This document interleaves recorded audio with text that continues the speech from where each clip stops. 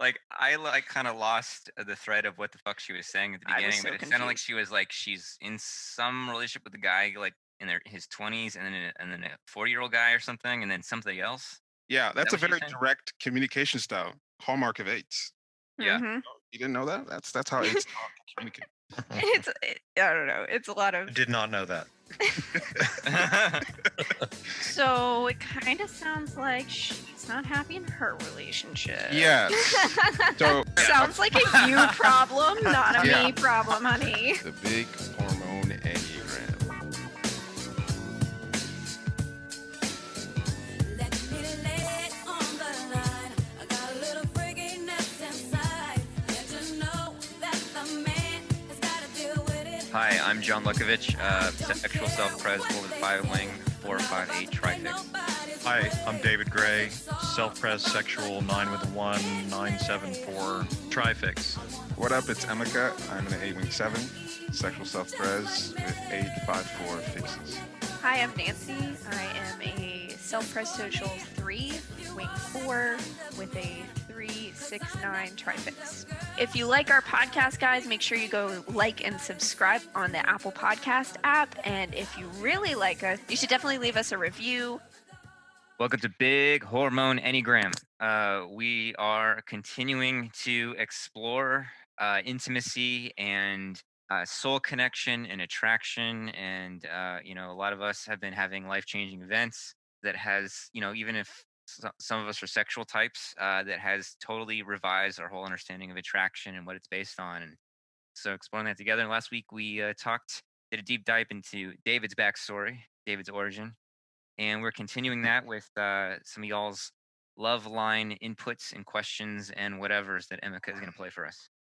All right. And we want to encourage you to continue calling into the Loveline and leaving us your messages and reflections and personal experiences. But please keep your messages to less than a minute and a half, because beyond that we will not listen to them. Yeah. I mean, you should really keep it to a minute because we got some messages that were 3 minutes and one was like over 6 minutes long. Like, who the fuck do you think is going to use that and listen to that? So please keep your messages to a minute long. Know what you want to say and be concise, please. You like practice it before you call in.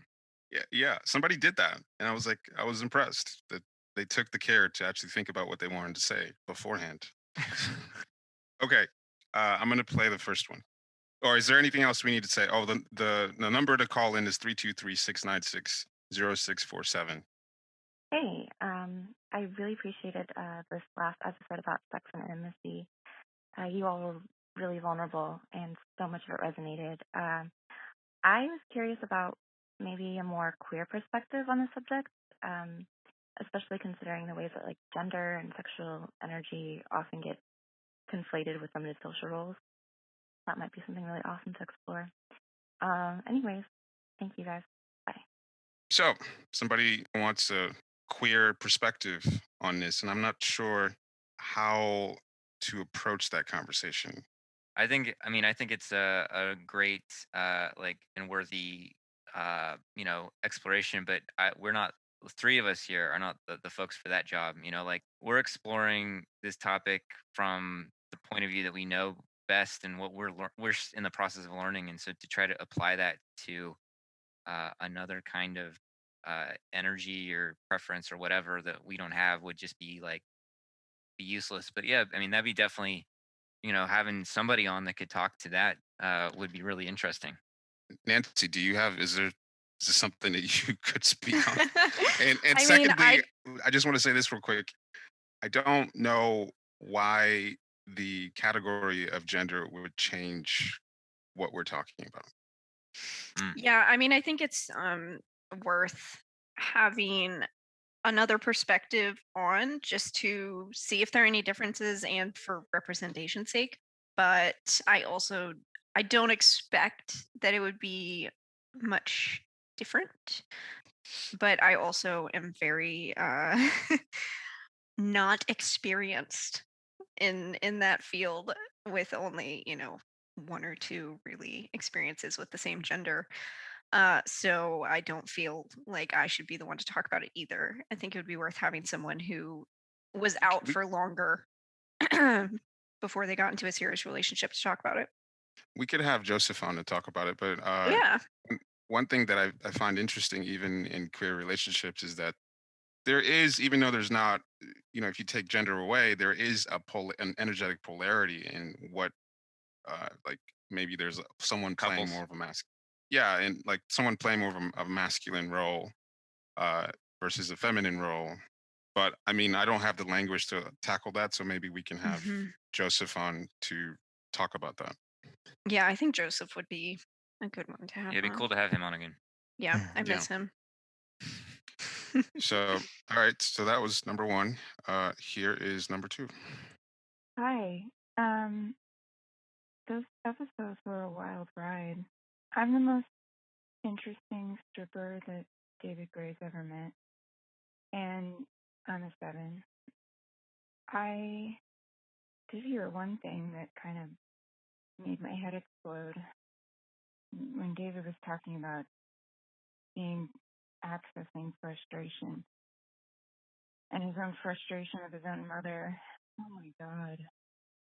I have serious mommy issues. And the seducing second mothers I've done my entire life. It's so effortless. I make people just concerned for me without even trying, honestly. It sucks because people treat me like a child, but on the other hand, I don't have to worry about taking care of my own shit. Am I a horrible person?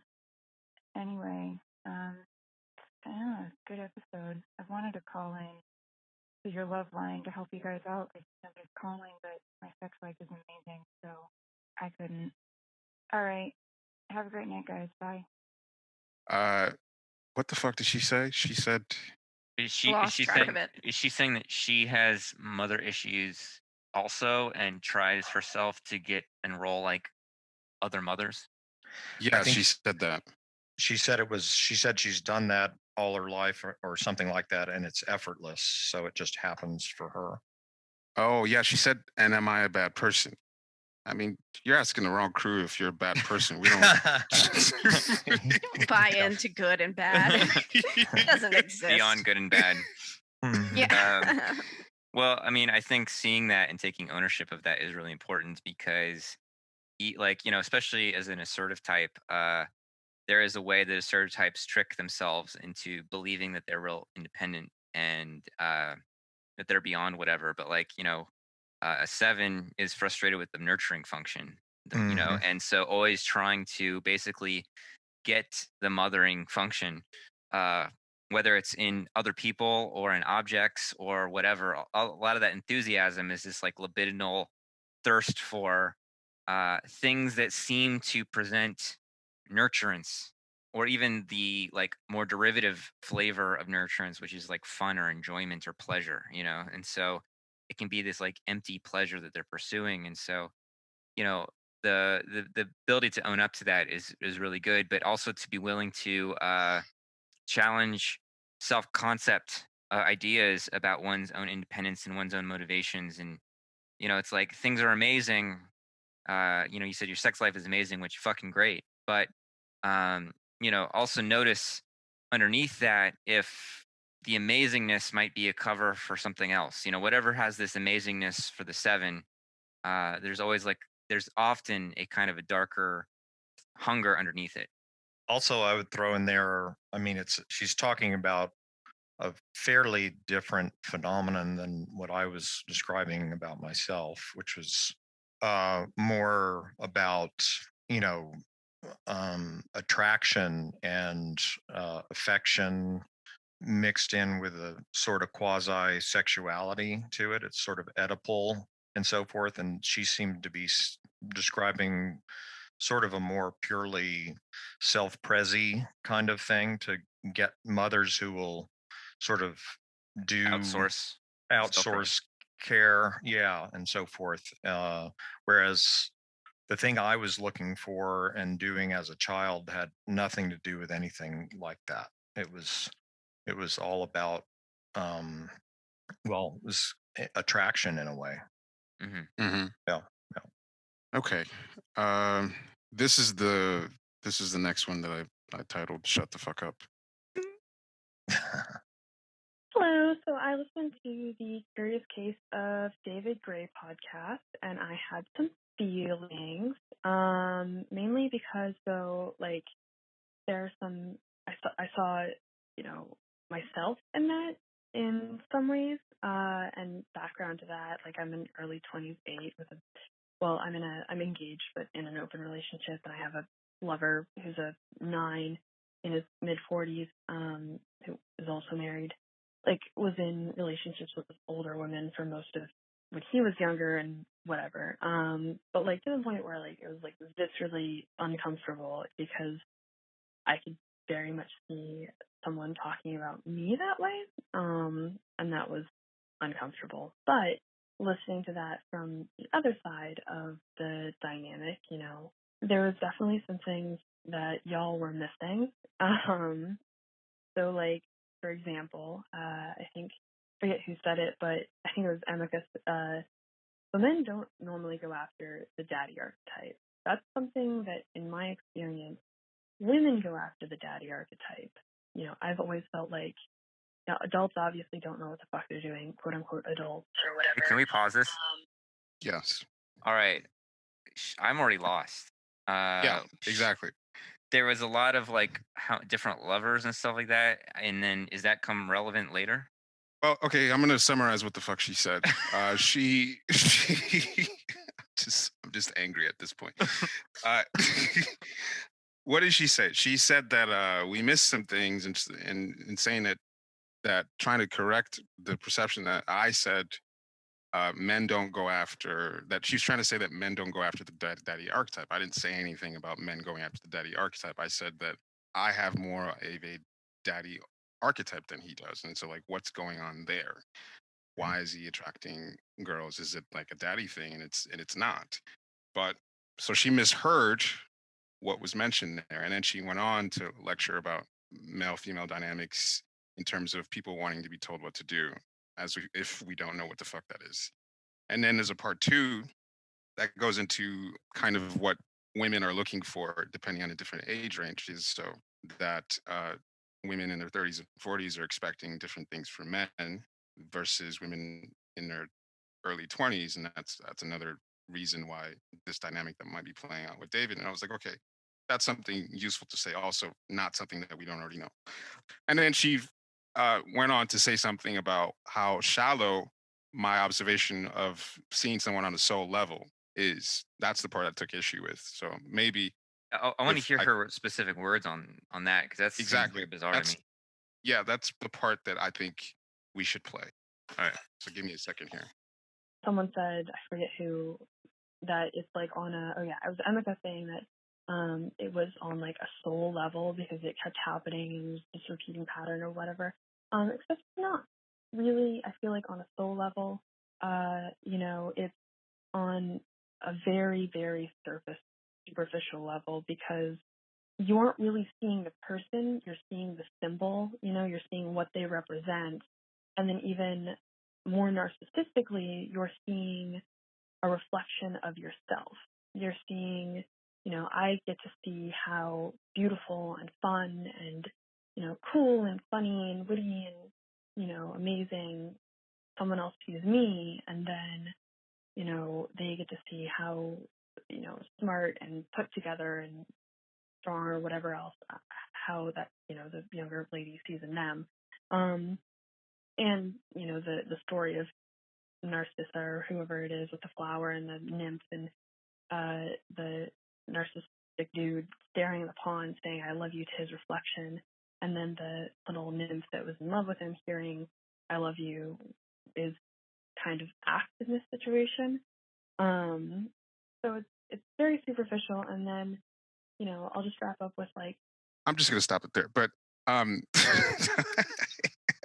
So it kind of sounds like she's not happy in her relationship. Yes. So apparently, sounds like a you problem, not a Yeah. me problem, honey. So apparently a type 8 called in to let us know that the topic that you're a narcissist. that we were experiencing projection, a very shallow form of projection. That seems very on par for what an 8 would call in to say. Yeah, it's pretty. Yeah.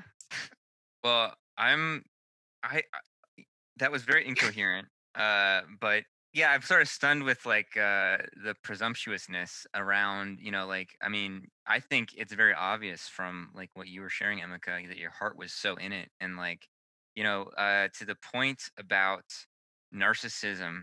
I mean, Jesus, like first of all, there is like an issue of narcissism in like wanting to be seen a certain way, and at the same time there's like an authentic kind of mirroring Mm-hmm. is Yeah, essential for exactly. everybody.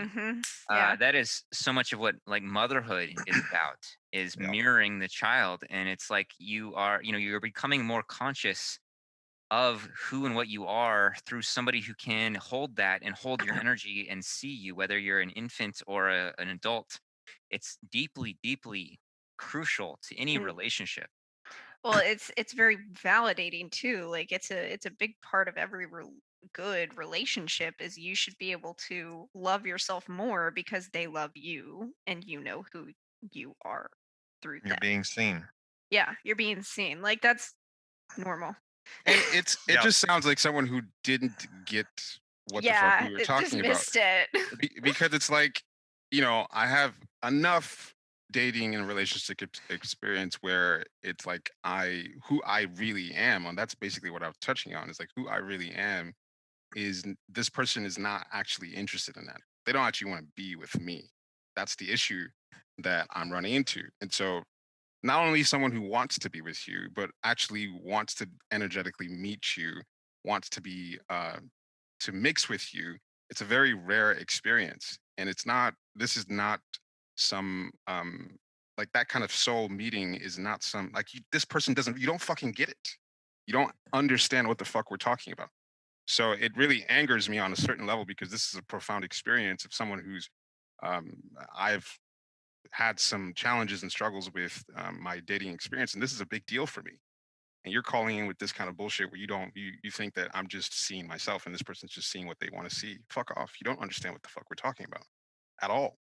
Yeah, I don't know, like I thought that was a weird point to make after talking about the various lovers she has, like not to say that all like I have no idea about like non-monogamy or whatever, but uh to be like having these different lovers and then just to be like, oh, but your really deep experience that you're very talking very vulnerably about in very heartfelt way is just projection, is just Yeah. narcissism.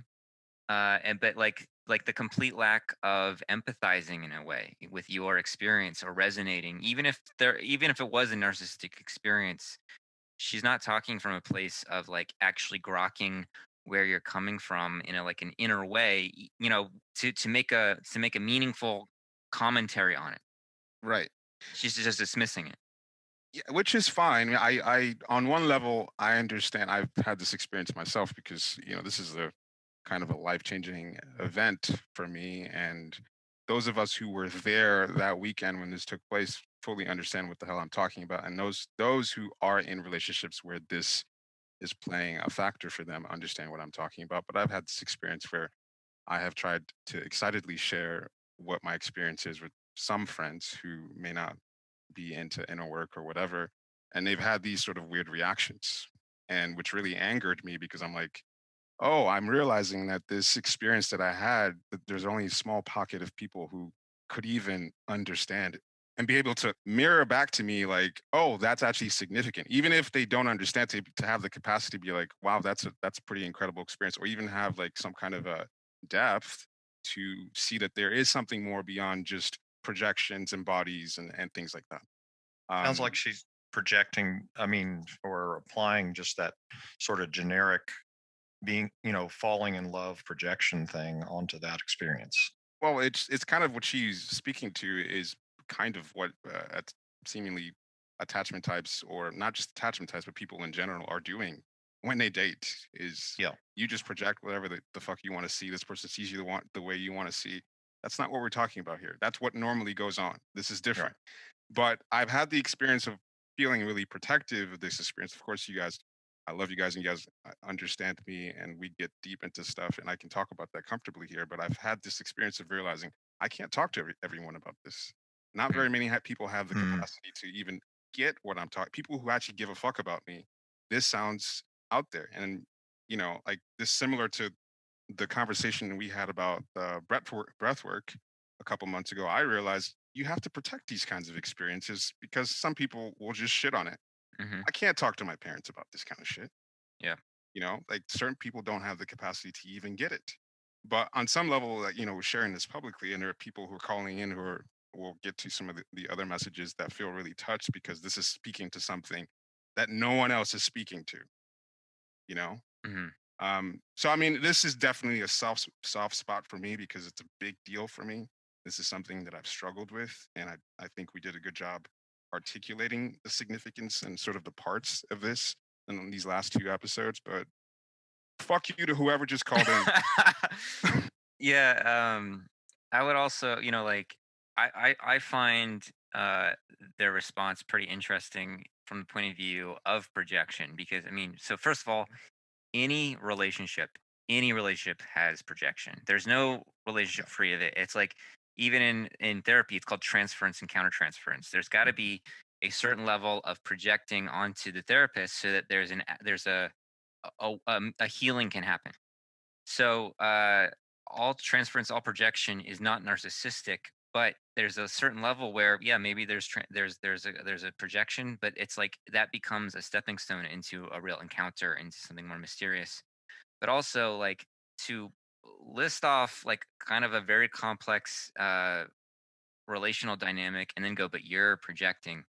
Uh, I don't know. There's something off about that, and it's not to say that people who are non-monogamous are all doing something wrong or projecting or whatever, but just to kind of, I just thought that was like to me there was like something like that just organically there was something like a tell there. You know what I'm saying? Hmm. mm, So I think what I picked up on that too, and I think the reason is usually when people are non-monogamous, they're very accepting of other people's experiences and take them as like what you say is your experience and it's valid.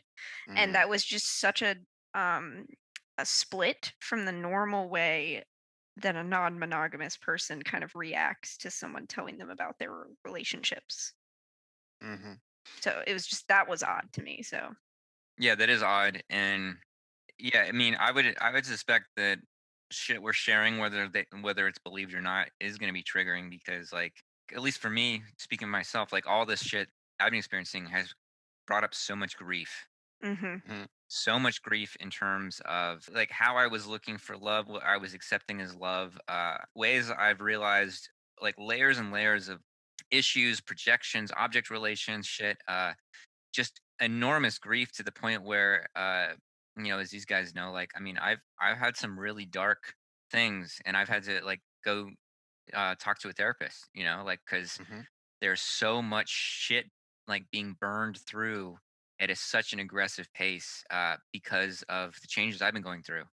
So yeah, I don't know, like and I was there, like unfortunately Nancy wasn't at either of these meetings, but like I was there when Emeka had his thing, and y'all were there when minus Nancy when I had my thing, and how like how radical the experience was, like the energy was, even if like I was just watching Emeka doing his thing or y'all were watching my thing, like Hmm. we were feeling it. It Yep. was mystical, it was something. And even and there's it's just I mean I know I'm going off, but like there's like weird parallels between Emeka and I's story, Yeah. like Yes. weird. Like even astrologically we were talking about it, and stuff like The this. timing of it. Yeah, all kinds of shit. Yeah. And yeah, so there's something like there is some kind of mojo here that I think on one hand I guess it could be taken as like boasting in a certain way, not boasting, but like what we're trying to hopefully convey to people that may make some people insecure Yes. is like looking at other ideas of intimacy and the way the personality interferes with intimacy and sexual connection and attraction and object relations and all these kind of things. And we're doing a clumsy job because we're just figuring this shit out, but it like I think it should trigger everybody. Yes. And I think that's part of the value is to reconsider things that we've taken for granted. But in so doing, it might, like if somebody takes this material seriously, and we could all be wrong, whatever. But if someone takes this material seriously and looks at their life or relationships or whatever, hopefully it'll uncover something that is challenging to what is normal for you. Yeah.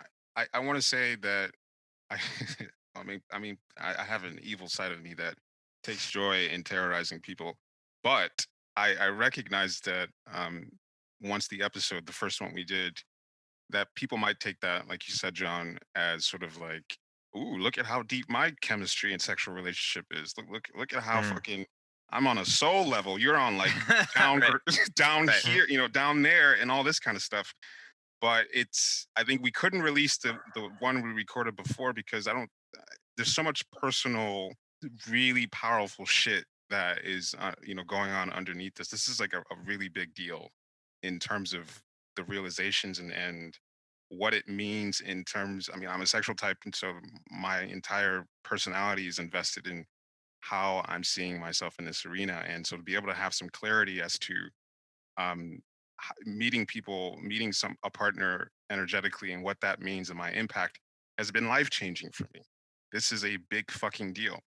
But we also, at the same time, it's not like I'm bragging, oh, I had this transformation in my sexual life. It's like, yo, if you're struggling with a similar thing in your dating and relationship life, that this is, and you feel like the stuff that you're up to isn't making sense in terms of what everyone else is doing and what you think is expected in dating and relationships, it's really rough out there.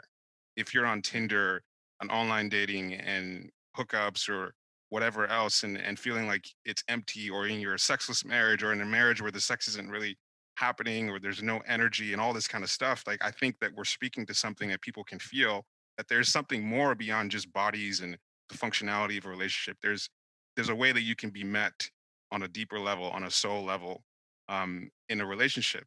And I think, some people are going to take that one way in the sense that, oh, you're saying that me just wanting to hook up with whoever and my fucking current relationship isn't deep enough. No, like if you're satisfied with what you're doing, then great.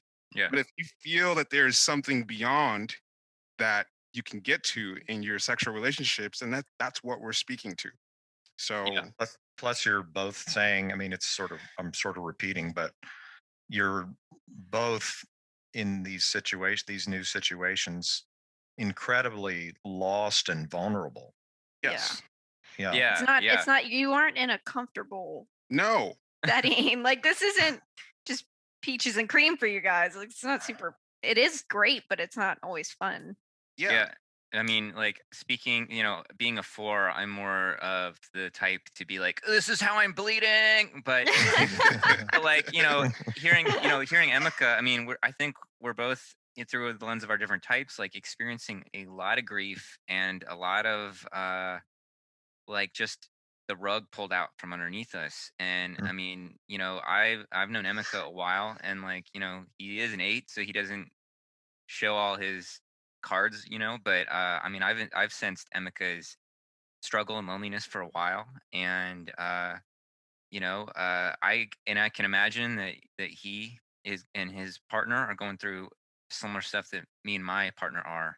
That just feels like it is, um, yeah, ripping the guts out. So, I can understand how on one level people can take it as like, oh, look at these guys like talking about their cool shit, but it's like there's a lot of agony and ecstasy at the same time. Yeah. It's so not that. Look Yeah. at this cool shit. No. Right. And It's like humiliating. I can totally see where people are coming from because like my 3 rears its ugly head at times when you guys are talking about your relationship and I'm like, is mine that good? Is it like I start comparing myself to you guys and like I just have to kind of fight through it and be like, yes, Nancy, you're fine. Like take a deep breath. But so I get it. Like if I was not as in touch with my 3-ness, that could rear its ugly head and I wouldn't know it. So I 100% get that reaction, but that's not what you guys are trying to do or experiencing either. I would hope that people could listen to what we're saying, not like, oh, we've got deeper, better sexual chemistry relationships than you do. It's like, no, know that this is possible. Like, don't, basically, it's a kind of a Don't message settle. to my younger self, like 10 years ago. I've said this before in other pods that, meeting John and David was sort of like a mirror and affirmation to me. It was like, hey, you're on the right path. Like, you're not the only one in this universe who's like this. And even in the way we approach relationships, it's like, listen, if you're someone who thinks that there might be something more than what people are doing out there, that there's something deeper that you can experience in your romantic relationships, don't fucking give up. Like, that's basically what I think, that's the message that I would like to impart on somebody out there, or to myself, is you can hold out for something more than what's presented to you, instead of just settling for what works for now. Like, there is something deeper that you can experience. Like Nancy said, don't settle is one of the Yeah. messages. Mm-hmm. And Nancy, you and I had a conversation about some of this shit that I don't Mhm. want to talk about on the podcast. It was clear to me that you've had, like, maybe not in the same flavor as a useless beast agony, but like you've had a similar thing where Brian, like, touched your soul. And so, like, I understand, like, I think I really appreciate you saying that about your threeness. And like, Mhm. but as a friend to mirror you, uh it was very clear that, like, you have a similar soul level connection with Brian. Oh, thank you. Mhm. It made me feel a lot better. It's just weird to me that if someone's a regular listener of this pod, they should be aware of the full range of weirdness and mystical whatever the fuck that we might get into. So none of this should be a surprise to anyone who's a listener. Yes, we discover that you can have a soul level connection sexually with someone. Okay, get over it. If you don't like it, but fuck off. But that's what we're on right now. That's what we're on, or fuck off. That's the bullshit we're riding. Yeah. Anyway, that got me heated, but we have generally positive comments left. Cool. Let me cue up the next one. Social Sexual 2 here. Wanted to call in regards to soul connection, and just my own experience with it. I know this is how I sussed out my husband slash soulmate. That connection was always the main driver for cutting the fat away from a partner and really determining a fit for me. I never really understood one night stands, the self-awareness and vulnerability that's required to offer up a piece of yourself when you're intertwining your soul with another was totally high privilege to experience. It opens up an alchemical reaction that can't be predicted or foreseen, and it stands to really enlighten and accelerate the connection between two people. It's like a sacred adventure. When it's right, we literally had sex that felt like we both got high. We checked the condom to see if it was laced with THC, and it wasn't an experience that either of us had ever had before. It was a new level of merging and connection that ended up indicating to both of us that we had really found the one other person out there that really matches. Aw. Also, hold the fucking phone. Are there condoms laced with THC? Because I need to know about that. If there isn't, we need to invent that ASAP. Yeah, seriously. Like, Or hello. psilocybin. Just send that to us in the mail, please. Thank you. Shrooms and Molly laced with the condoms. And we'll get a PO box. Yeah, It's fine. Molly being the official drug of Big Hormone anyway. Yes. Yes. But Big yes. I mean, I thought that was a really beautiful message, and I think Yeah. that really beautifully said. Mm-hmm. I'm really happy to hear that people out there have had similar experiences on the soul level. Anything else you guys want to say about that? Okay, Nah. next. I don't think so. No, I thought that was great. Okay. Hi, guys, and Nancy. I'm Nicholas, and I want to call because I really appreciate that you're talking about this, and I feel so drawn to sharing so openly, and I can only imagine how deep you went in that other talk that you didn't publish. And I appreciate so much the language for this energetic level of meeting each other sexually. And I'm exploring it myself. For quite some time, I had a relationship with a woman who was very sensitive to exactly what Nancy is describing. And it was a revelation to me, and at the same time, a very confusing challenge to actually notice where and in what way I don't show up. And in a way, it's really cool because she by that energetic level, she reflected things on me that later turn out to be traits of the two type structure that I hadn't discovered yet. I had mistyped as a 5, and after a lot of experience with her, I could identify the 2 type structure. And that was also because I wasn't showing up in a way. And so I have a hard time actually coming up with a question to you that you could use. I would just love to be able to share and to join in this very exciting conversation. And yeah, I'm so glad you guys are doing that. It's rare that it's talked about this way, and I would love to have more people have awareness and consciousness for this amazing quality. And I'm actually missing it a lot uh, at this time. And your words brought it back to me. So thank you very much. Cool. Yeah, I'm really glad this does like resonate with others because at least for myself, I felt a little self-conscious in the sort of self-indulgent aspect of it, just like Hmm. will this just sound like crazy people whatever, or is this, yeah, is this hitting anybody's emotional back walls? Yeah. And it's hitting those back walls, I guess. So I appreciate the message. Yeah, same. I definitely, whenever I talk about my relationship, find myself trying to kind of downplay it to an extent because I don't want to sound weird. Well, I so, mean, so I feel that. So thanks for calling in. that's what I realized that I'm gonna have to do at least for at least as long as it takes to get to a comfort zone. Is I'm not talking about this shit to just anybody. Like I'm just dating someone. That's it. That's all you need to know. Yeah. And yeah, I just realized like this is one of the most important things that ever happened to me, maybe the most. And I'm, like there's a part of me that's excited to share it with people because I think Mm. there are people who really want to hear something like this, but at the same time, I'm not entertaining any negativity around this shit. I will literally punch you in the face if you have some shit. Yes. He will stab you in the eyeball. What Yes. my personal favorite experience is when people find out that I'm engaged and they like want to complain about their significant other to me and say some real bad shit about their significant other to me as if I'm going to relate. They're like, Right. like ball and chain kind of shit. Like, just Hmm. like, oh yeah, well, you're gonna be tied down for the rest of your life. Like, and I'm just like, I completely disagree, but okay. So just yeah, that's a great experience because it will make you feel so superior to everyone.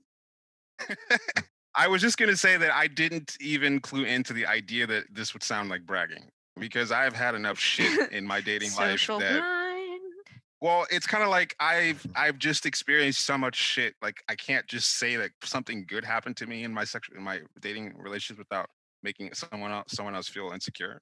Is that how it works? That you can't share something good that happened in your life without somebody wanting to shit on it? Like I've just had shit Everyone's just so for 10 jealous. years. Everyone's Yeah, jealous is what it is. shit for 10 years. And I've talked about that on the pod. I Yeah. didn't hear anybody calling in to say, oh, you're just projecting because you're just having bad. Like, I have one good experience and somebody's talking shit. Also, I mean, we are entering into very transformative, like, relationships or dynamics or whatever. And like, those are unstable, right?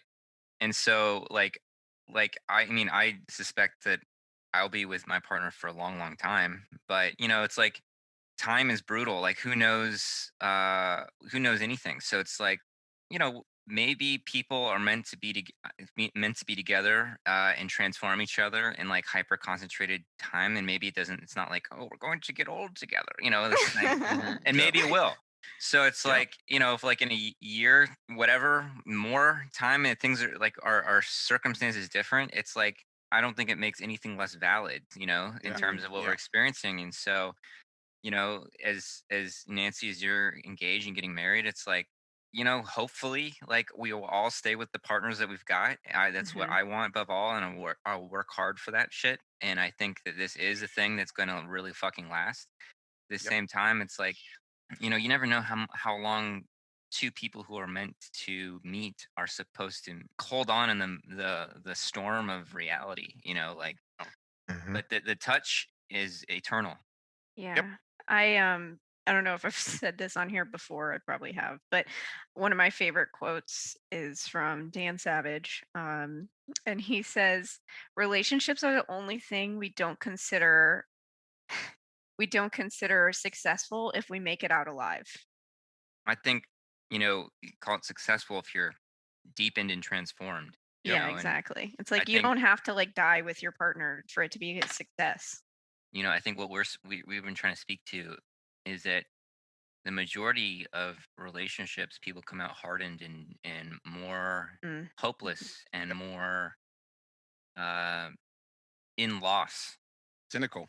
cynical, and you know, like, you know, you gotta always protect your heart, but you also have to keep your heart open at the same time. It's that paradox, and you know, I see a lot of people just shut it down Yep. and stick with what is safe, but and also think that we're I mean, maybe this is just all time, but people are really fucking damaged all across the board. And so, you know, you got a lot of damage to sort through. And um but yeah, you got to keep it open and protect at the same time, and instead of just letting stuff calcify.